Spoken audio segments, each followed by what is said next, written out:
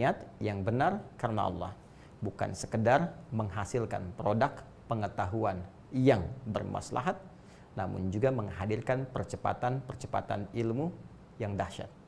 Nah, bikin status. Nah, jadi ini poin pertamanya, niatkan karena Allah lillah. Karena itu silahkan cek, demi Allah saya katakan, silahkan cek ulama-ulama terdahulu, ulama-ulama klasik, baik yang bergerak di bidang syariat yang kita kenal, ya, Al-Imam misalnya Abu Hanifah, Al-Imam Malik, Imam Syafi'i, ya, Imam Ahmad bin Hanbal rahimahumullahu jami'an. Ya, saya mengambil periode yang agak di masa-masa emas, ya, yang kalangan salaf tapi di akhir-akhir, sehingga lebih dekat kepada generasi-generasi setelahnya. Kalau sahabat sampai ke Nabi nggak usah ditanya, itu udah otomatis niatnya sempurna itu, ya, insya Allah sempurna. Karena itu di ilmu hadis al-ashab kulluhum udul, semua sahabat tuh kategorinya adil semua, karena niat baiknya luar biasa, tak tergambarkan, ya. Sedang nggak butuh aja bisa ngasih orang. Wa yu'thiruna ala anfusihim walau kana bihim khassasah, di Quran surah 59 itu ayat 9 sampai 10, itu kan dahsyat. Tapi generasi setelahnya ini yang mau saya sampaikan, dengan niat yang sangat luar biasa, baik di ilmu syariat ataupun di ilmu umum yang punya produk-produk yang abadi sampai dengan kini. Ya, Ibnu Sina, Al-Kindi, Al-Farabi, Al-Khawarizmi, ya, Al-Battani, Jabir bin Hayyan dan seterusnya. Produknya bahkan sampai kini memberikan maslahat bagi kehidupan manusia di muka bumi.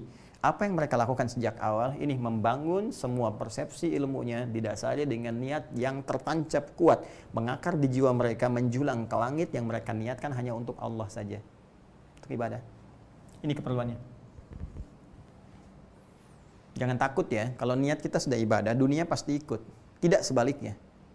Karena itu kata Ibnu Qayyim al-Jauziyah, menghadapi dunia itu jangan diikuti. Kalau dunia itu dikejar seperti bayangan, nggak akan pernah kita dapati, nggak akan pernah kita lampaui.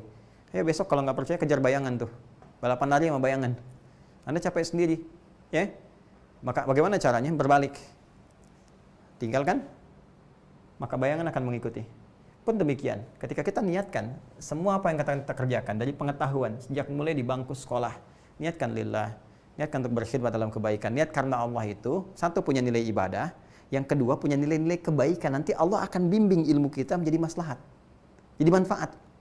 Ya, itu bedanya, ada berkahnya. Ya, ziyadatul khair, bertambah nilai kebaikannya. Dari mulai tingkat sekolah sampai ke kampus, Anda belajar di kampus manapun, silahkan. Di kampus umum gak ada masalah. Anda belajar fisika, matematika, kimia, biologi, ya, apapun Anda bisa pelajari. Nanti setelah Anda lulus dari itu semua, ketika niat Anda benar, Allah akan berkenan membimbing dengan ilmu itu melahirkan karya-karya yang bermanfaat. Anda seorang arsitek, bikin bangunan-bangunan yang bermanfaat. Ya, selain rumah ibadah, bikin kantor-kantor yang baik. Nanti insting itu akan dibimbing oleh Allah. Anda nggak akan mungkin menerima proyek-proyek yang buruk, mustahil. Ya, Anda belajar dengan benar, niatnya karena Allah, tiba-tiba Anda bangun tempat-tempat maksiat, itu mustahil. Hati Anda akan berontak. Ya, hati kita akan berontak, mustahil. Ya, ini tuh poinnya. Pun demikian, Anda belajar ilmu hukum, belajar ilmu ekonomi, ya, politik dan sebagainya, itu akan terbawa suasana itu. Ketika benar niatnya, arahnya pasti akan baik. Mustahil orang belajar ilmu hukum, kemudian niatnya benar karena Allah, dia ikuti dan dia iringi dengan ketakwaan kepada Allah. Mustahil akan menyimpang dari kaidah-kaidah kebenaran, itu mustahil. Di ekonomi demikian, apalagi dalam ilmu syariat. Karena hati-hati, penyimpangan bisa terjadi bukan hanya dalam ilmu umum, dalam ilmu syariat pun bisa terjadi. Betapa banyak orang-orang belajar ilmu-ilmu tertentu, bahkan dalam konteks syariat bisa keliru, bisa fatal dan bisa salah. Ya, bahkan para ulama mengidentifikasi sejak dulu, ini bisa menyimpang, bahkan dari sisi pembelajaran ilmu agama. Ya, itu bisa dibuktikan. Ya, ini niat. Ini tidak mudah teman-teman sekalian.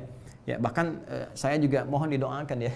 Mohon dengan sangat didoakan para ustadz, para kiai, para habaib, ya, ulama-ulama kita, ya, baik yang personal pun tergabung di komunitas, ya, di ormas, baik MUI ataupun ormas-ormas tertentu, doakan, karena nggak mudah pelihara niat ini.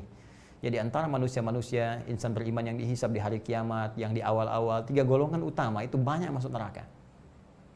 Ya, golongan pertama para orang-orang ahli ilmu, yang mengaku ketika ditanya, apa yang kau lakukan dengan ilmumu? Mereka mengatakan, ya Allah, kami ajarkan karenamu. Kata Allah, kadzab, bukan kadzib, tapi kadzab. Kadzib sekali dusta, kadzab banyak berdusta. Dibuka filenya, ternyata dia hanya niatnya untuk mencari dunia saja.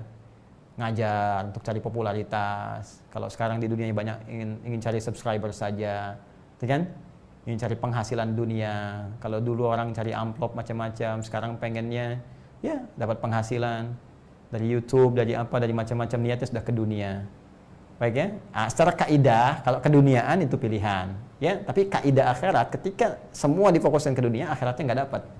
Jadi kalau kita niatkan lillah karena Allah akan bimbing. Dunianya dapat sekaligus dan diarahkan dari dunia itu untuk produk yang bermaslahat lagi. Diarahkan lagi sehingga nilai manfaatnya banyak. Dunianya dapat, nyaman. Tapi diarahkan oleh Allah dengan berkualitas. Ya. Anda pun demikian. Ya, jadi jangan diduga mudah. Yang kedua orang kaya, yang dengan kekayaannya itu sering terlihat dermawan, sering bagi.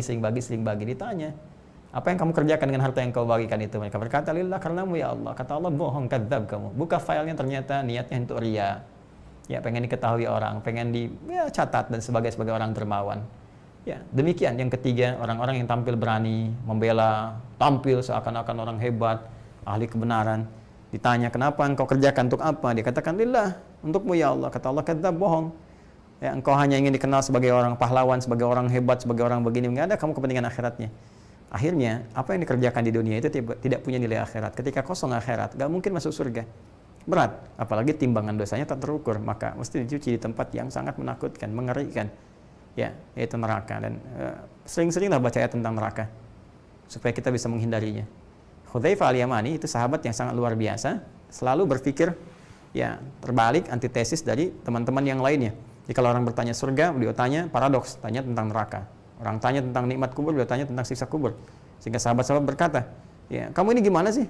Kok nanya yang seperti itu? Kata Hudzaifah, kalau orang tanya surga itu biasa. Ya, ngamalkannya biasa. Tapi kalau nggak tahu lubangnya, nggak tahu jerat nerakanya, besar kemungkinan bisa terpeleset. Maka aku tanyakan itu untuk menghindari ya. Maka rumus ini bisa kita pakai. Ya, sering baca ayat surga bagus untuk motivasi, tapi sering-sering juga baca ayat tentang neraka. Supaya banyak kita menangis, banyak sentuhan pada jiwa, getaran kemudian kepada hati kita sehingga mengarahkan kita pada nilai kebenaran lagi. Mesti banyak merenung, terutama di situasi-situasi seperti ini. Ya, boleh jadi Allah berkehendak untuk mengembalikan kita pada fitrah yang benar itu, pada fitrah yang lurus, untuk kembali kepada Allah. Disadarkan, kamu ini sehebat apa sih, kuat apa sih? Makhluk kecil aja nggak bisa kamu tangani, terus kamu ingin hebat, merasa lebih hebat daripada Allah, merasa lebih hebat daripada ketentuan-ketentuan Allah. Ya, nilai-nilai kebaikan nggak tampak dalam dirimu. Kalau dengan yang kecil aja kamu belum bisa mengatasi, lantas di mana keangkuhanmu? Kamu masih ingin angkuh? Ya. Nah, hal-hal demikian penting untuk kita rasapi sehingga kita kembali kepada Rabbul Izzah. Saat seseorang berada di titik yang seperti itu, kembali kepada Allah, maka disitulah rahmat akan diturunkan oleh Allah Subhanahu wa taala.